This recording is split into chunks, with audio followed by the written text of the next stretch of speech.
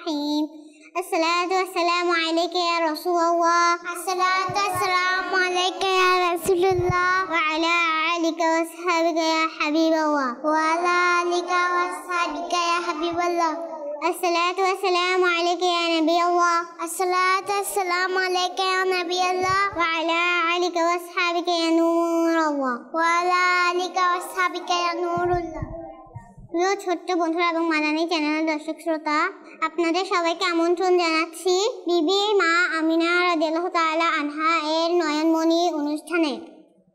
প্রিয় মাদানী মুন্নি এবং মাদানী চ্যানেলের দর্শকবৃন্দ, পূর্বে ছোট্ট বন্ধুদের পরিচয় জেনে নিই। প্রথমে আমি আমার পরিচয় দিচ্ছি। আমার নাম মিন্নাতুন মাসুরা মানহা।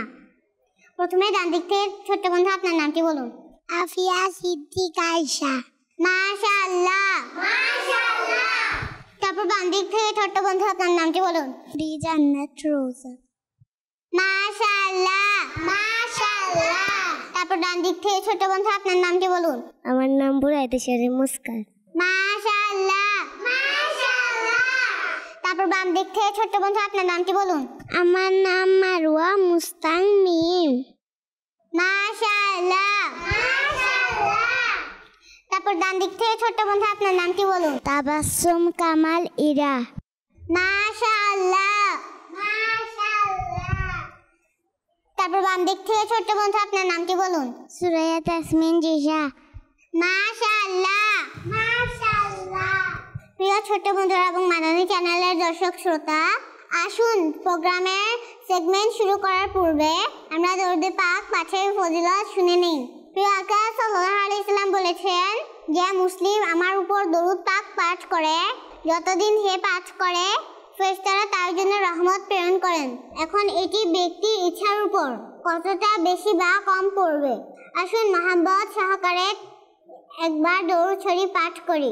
সাল্লু আলাল হাবিব সাল্লাল্লাহু তাআলা আলা মুহাম্মদ সাল্লাল্লাহু তাআলা আলাইহি ওয়া আলিহি ওয়াসাল্লাম। তো চলুন আর দেরি না করে আমরা প্রথম সেগমেন্টের দিকে অগ্রসর হই। প্রিয় নবী সাল্লাল্লাহু আলাইহি সাল্লামের প্রিয় সম্পর্ক। এই সেগমেন্টে আমরা মহান ব্যক্তি হযরত উম্মে আইমান রাদিয়াল্লাহু তাআলা আনহা সম্পর্কে শিখব। প্রিয় মাদানী মুন্নিরা, হযরত উম্মে আইমান রাদিয়াল্লাহু তাআলা আনহা ছিলেন সেই সৌভাগ্যবান নারী যিনি নবী করিম সাল্লাল্লাহু আলাইহি সাল্লামের জন্মের পর থেকে তার সারা জীবন নবী করিম সাল্লাল্লাহু আলাইহি সাল্লামের সেবা করেছিলেন। হযরত উম্মে আইমান রাদিয়াল্লাহু তাআলা আনহা নবী করিম সাল্লাল্লাহু আলাইহি সাল্লামের পিতা হযরত আব্দুল্লাহ রাদিয়াল্লাহু তাআলা আনহু এর সেবিকা ছিলেন। প্রিয় মাদানী মুন্নিরা, যখন নবী সাল্লাল্লাহু আলাইহি সাল্লাম হযরত হালিমা রাদিয়াল্লাহু তাআলা আনহার কাছ থেকে মক্কা পৌঁছালেন এবং মাতা বিবি আমিনা রাদিয়াল্লাহু তাআলা আনহার কাছে থাকতেন, তখন উম্মে আইমান রাদিয়াল্লাহু তাআলা আনহা দিন রাত নবী করিম সাল্লাল্লাহু আলাইহি সাল্লামের সেবা করতেন, খাওয়াতেন এবং কাপড় পরাতেন। প্রিয় মাদানী মুন্নিরা, হযরত উম্মে আইমান রাদিয়াল্লাহু তাআলা আনহা নিয়মিত রোজা রাখা, অনেক বেশি ইবাদত করার এবং আল্লাহর ভয়ে কাঁদা নারী। হযরত মুহাম্মদ সাল্লাল্লাহু আলাইহি সাল্লাম বলেন, আমার মায়ের পর উম্মে আইমানই আমার মা। তো ছোট্ট বন্ধুরা, আমাদের এই সেগমেন্টটি এখানে শেষ হলো। আমরা আমাদের পরবর্তী সেগমেন্টের দিকে অগ্রসর হই। এই সেগমেন্টে আমরা আমাদের নবী সাল্লাল্লাহু আলাইহি সাল্লামের 15টি নাম মুবারক শিখব। মারহাবা মারহাবা মারহাবা আহলান ওয়া সাহলান মারহাবা।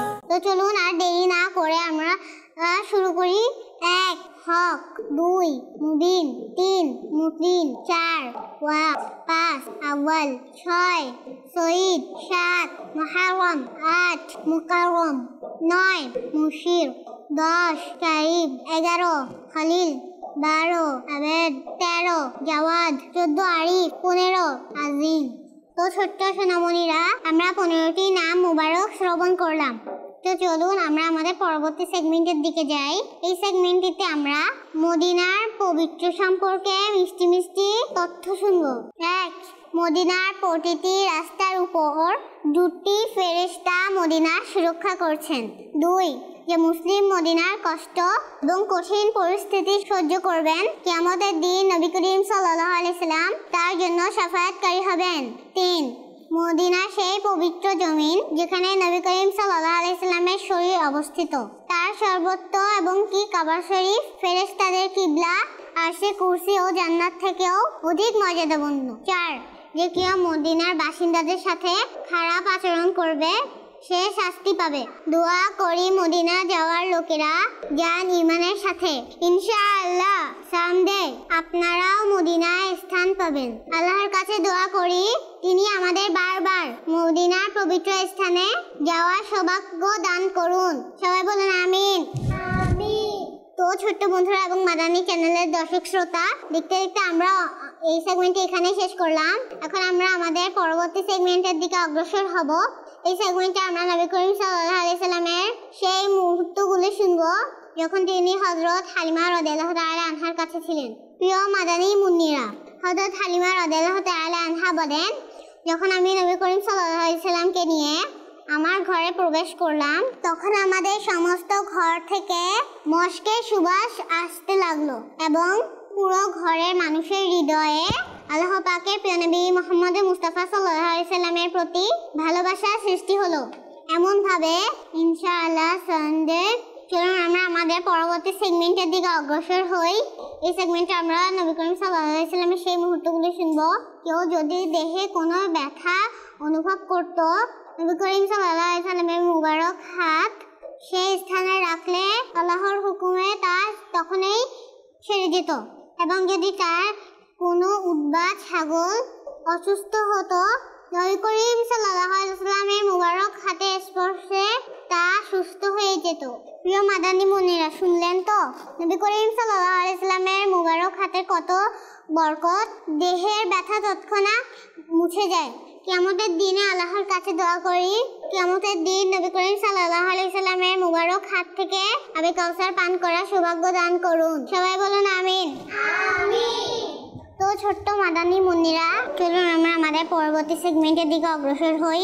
এই সেগমেন্টে আমাদের নবী করিম সাল্লাল্লাহু আলাইহি সাল্লামের কোনো এক প্রিয় সুন্নাহ শিখব, আর তা হলো মসজিদে প্রবেশ করার সুন্নাত। ডান পা দিয়ে প্রবেশ করা।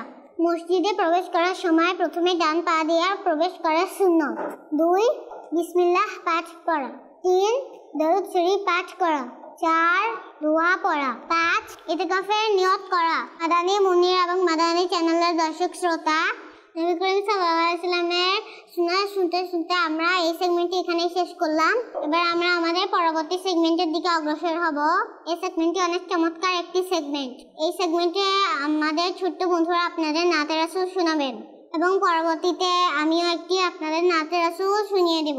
তো চলুন এখানে উপস্থিত ছোট্ট বন্ধুদের কাছ থেকে আমরা নাতে রাসূল শ্রবণ করে নিই। নূর এলো নূর এলো নূর এলো নূর, নূর এলো নূর এলো নূর এলো নূর। এই দিকে যে নূর দেখো, ওই দিকে যে নূর নূর। এই দিকে যে নূর দেখো, ওই দিকে যে নূর নূর। সারা জাহানের কোনায় কোনায় নূর নূর চেয়েছে নূর নূর নূর এলো নূর এলো নূর এলো নূর নূর এলো নূর এলো নূর এলো নূর। ছোট্ট বন্ধুরা এবং মাদানী চ্যানেলের দর্শক শ্রোতা, নাচ শ্রবণ করতে করতে আমরা আমাদের প্রোগ্রামের শেষে চলে এসেছি। মিলাদকে আরো সুন্দর ও উদযাপন করার জন্য আমরা নারা লাগানোর মধ্য দিয়ে প্রোগ্রামটি এখানেই সমাপ্ত করব। চলুন আর দেরি না করে আমরা সবাই নারা লাগাই। নারা লাগিয়ে প্রোগ্রামটি শেষ করি। নবীর আগমন মারহাবা, রাসূলের আগমন মারহাবা, দাতার আগমন মারহাবা, হুজুরের আগমন মারহাবা, নূরের আগমন মারহাবা, সরকারের আগমন মারহাবা, তোহার আগমন মারহাবা। মারহাবা ইয়া মুস্তাফা, মারহাবা ইয়া মুস্তাফা, মারহাবা ইয়া মুস্তাফা, মারহাবা ইয়া মুস্তাফা, মারহাবা ইয়া মুস্তাফা। মাদানী চ্যানেলের দর্শক শ্রোতা এবং ছোট্ট বন্ধুরা, দেখতে দেখতে আমরা অনুষ্ঠানের শেষে চলে এসেছি। চলুন গোলাম রাসূলের একটি প্যাকেজ দেখার মাধ্যমে আজকের মতো এখানে বিদায় নিচ্ছি। প্রিয় বন্ধুরা, আসসালামু আলাইকুম ওয়া রাহমাতুল্লাহি ওয়া বারাকাতুহু। আকাশে উড়ে বেড়ানো অনেক পাখিকেই আপনারা হয়তো দেখেছেন, যেমন চড়ুই, কবুতর এবং চিল ইত্যাদি। এ সকল কমন পাখিদের মধ্যে একটি হলো কাক, যাকে ইংলিশে ক্রো বলা হয়। কাককে সাধারণত ভালো পাখি মনে করা হয় না, কেননা একে তো এর রং কালো এবং এছাড়াও তার কা কা আওয়াজ শুনতে ভালো লাগে না, আর মাঝে মাঝে এটি মানুষের পেছনে লেগে মাথায় ঠোকর মারতে থাকে। এই কারণে সাধারণত মানুষ একে পছন্দ করে না। তবে প্রিয় বন্ধুরা, কুরআনুল কারীমে কাকের ব্যাপারে একটি খুবই ইন্টারেস্টিং এবং ইনফরমেটিভ ঘটনা আলোচিত হয়েছে। আসুন তা শ্রবণ করি। প্রিয় বন্ধুরা, এই দুনিয়াতে সর্বপ্রথম যেই মানুষের মৃত্যু হয়েছে তার নাম হচ্ছে হাবিল। এখন যেহেতু তার পূর্বে কোনো মানুষ মৃত্যুবরণ করেনি, এজন্য তার ভাই কাবিলের জন্য এটি একটি নতুন সমস্যা ছিল যে ভাইয়ের ডেড বডি সে কি করবে। সুতরাং কাবিল কয়েকদিন পর্যন্ত নিজের ভাইয়ের ডেড বডিকে নিজের পিঠে বহন করতে লাগলো। অতঃপর সে দেখলো দুটি কাক পরস্পর লড়াই করছে, একটি আরেকটিকে হত্যা করেছে। অতঃপর জীবিত কাকটি তার ঠোঁট এবং নখ দ্বারা মাটির মধ্যে একটি গর্ত করলো এবং তাতে মৃত কাককে ফেলে মাটি দ্বারা ঢেকে দিল। এটি দেখে কাবিল বুঝতে পারলো মৃত লাশকে জমিনে দাফন করা উচিত। অতঃপর সে কবর খনন করে তাতে নিজের ভাইয়ের ডেড বডিকে দাফন করে দিল। কুরআনুল কারীমে এই ঘটনাকে এভাবে বর্ণনা করা হয়েছে। بعث الله غرابا يبحث في الأرض ليريه كيف يواري سوءة أخيه قال يا ويلتى أعجزت أن أكون مثل هذا الغراب فأواري سوءة أخي فأصبح من النادمين। এর তর্জমা হলো, অতঃপর আল্লাহ একটি কাক পাঠালেন যে মাটি খনন করছিল, যেন সে তাকে দেখতে পারে সে নিজের ভাইয়ের লাশ কিভাবে গোপন করবে। কাকের ঘটনা দেখে কাবিল বলল, হায় আফসোস, আমি এই কাকের মতো হতে পারলাম না যাতে নিজের ভাইয়ের লাশ গোপন করতে পারি। প্রিয় বন্ধুরা, আমাদের এই দুনিয়াতে আল্লাহ পাক অসংখ্য জিনিস সৃষ্টি করেছেন। প্রতিটি জিনিসের কোনো না কোনো পারপাস থাকে, চাই সেটা ছোট ছোট পিঁপড়া হোক অথবা বড় বড় পশু। এদের মাধ্যমে আমরা উপকার লাভ করি, তাদের মাধ্যমে আমরা এমন বিষয় শিখতে পারি যা আমাদের চিন্তা শক্তিকে হতবাক করে দেয়। এই সুন্দরতম দুনিয়া আল্লাহ পাক আমাদের জন্য তৈরি করেছেন। আমাদের এই ব্যাপারে চিন্তা ভাবনা করা উচিত। সকলে ভালো থাকুন, সুস্থ থাকুন, মাদানী চ্যানেল বাংলা দেখতে থাকুন। সাল্লু আলাল হাবিব সাল্লাল্লাহু তাআলা আলা মুহাম্মদ সাল্লাল্লাহু তাআলা আলাইহি ওয়া সাল্লাম।